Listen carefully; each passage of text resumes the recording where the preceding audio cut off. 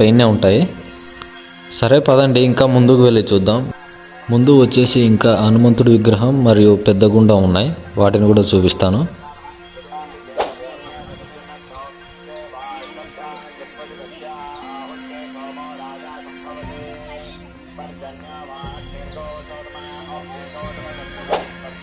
ఇదే హనుమంతుని విగ్రహం.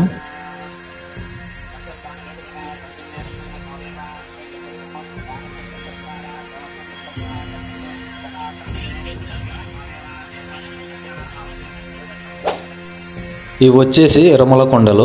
ఈ కొండల మధ్యలోనే గుడి ఉంది. ఇక్కడ కనిపిస్తుంది కదా, ఇదే పెద్ద కోనేరు లేదా పెద్ద గుండం అంటారు. అక్కడ యారో మార్క్ కనిపిస్తుంది కదా, ఆ కొండల మధ్య నుంచే మద్దిలేరు వాగు క్రింది వైపుకు ప్రవహిస్తుంది.